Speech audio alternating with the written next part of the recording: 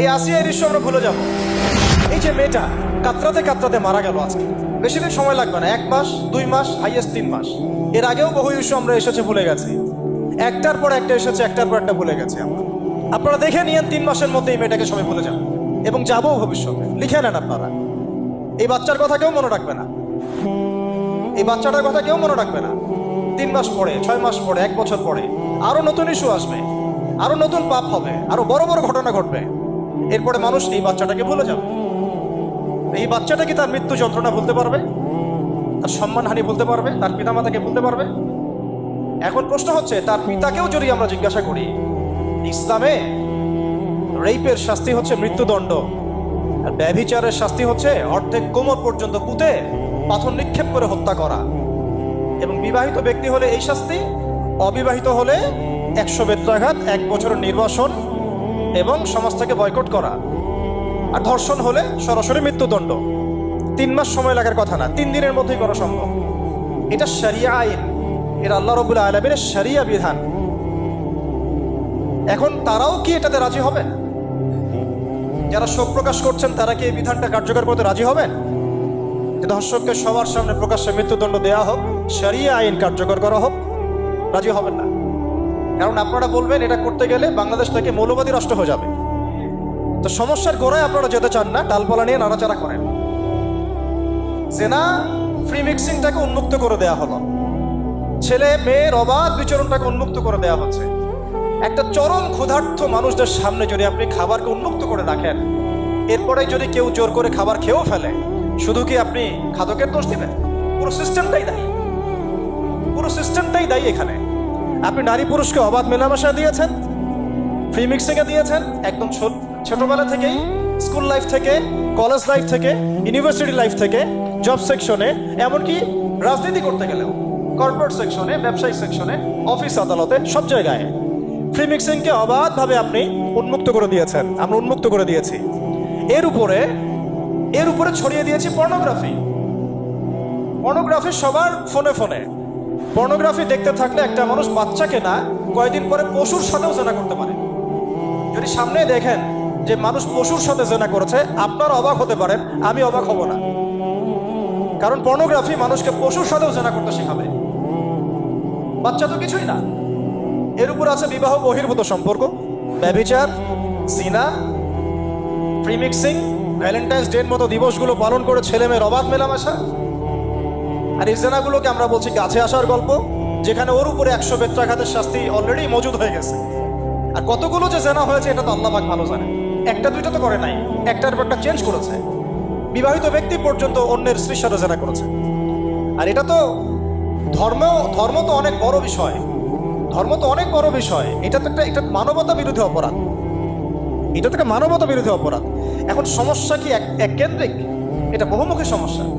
Free mixing রেখেছেন, porn চালু করে দিয়েছেন, এবং সবচেয়ে বড় কথা, এর শরঈ বিচারটুকু নিশ্চিত হচ্ছে না। তাহলে সমাজের মধ্যে এগুলো কমবে না বাড়বে? সিম্পল, সমাজের মধ্যে এগুলো বাড়বে। 6টা কাজ করেন, ইনশাআল্লাহ তাআলা কমে যাবে।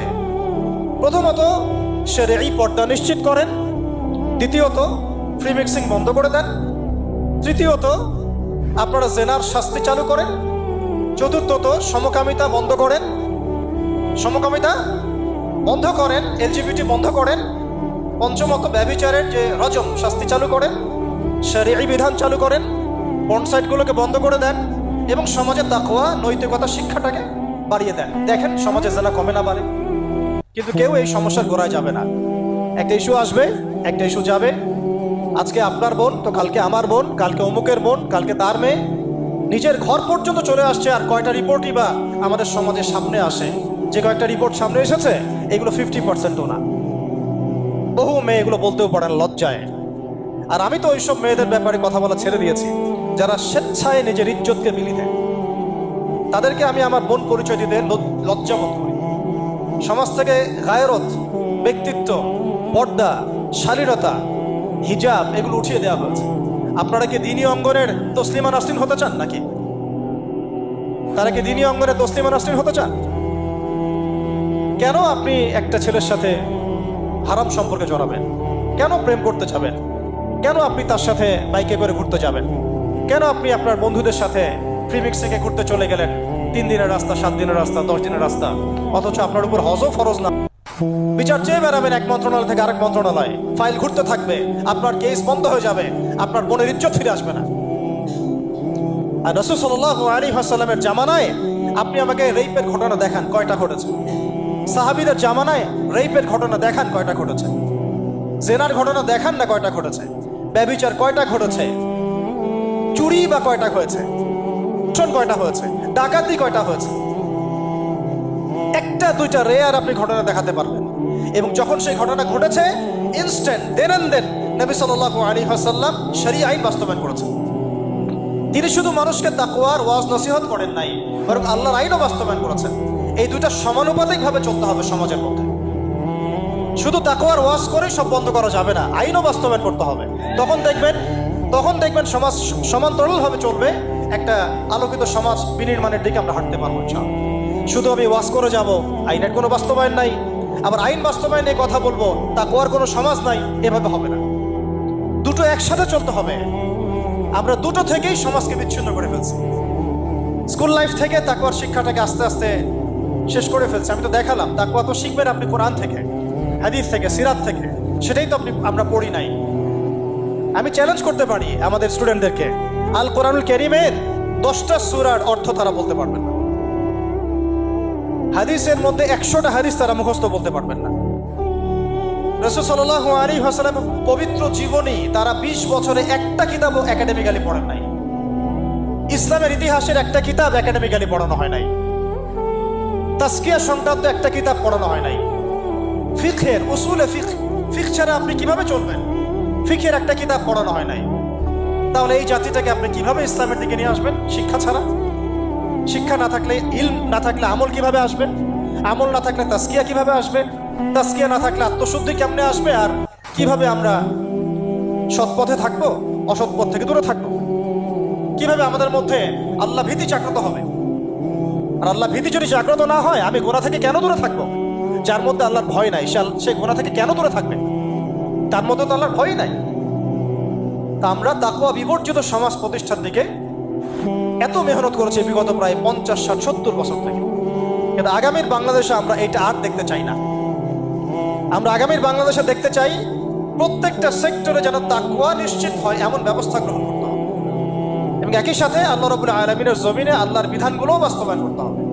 শুধু তাত্ত্বিক কথাবার্তা বলে, দুঃখ প্রকাশ করে, শোক প্রকাশ করে কোনো লাভ হবে না, যতক্ষণ পর্যন্ত না আমরা আল্লাহ পাকের জমিনে তার আইন এবং বিচারগুলোকে বাস্তবায়ন করতে পারবো। আর আল্লাহর কসম করে বলছি, আল্লাহর জমিনে আল্লাহর বিধান বাস্তবায়ন হলে সমাজে পাপের হার তো কমে আসবেই। সমাজে পাপের হার তো কমে আসবে। কোনো কাফের, মুশরিক, মুরতাদ জনগোষ্ঠী আমাদের দিকে চোখ তুলে তাকাতে পারবে না ইনশাআল্লাহ। আমাদেরকে দাসত্ব শৃঙ্খলে আবদ্ধ করতে পারবে না ইনশাআল্লাহ। সব কথার শেষ কথা ভাই, যে আমরা দুনিয়াতে এসেছি লিমিটেড টাইমের জন্য।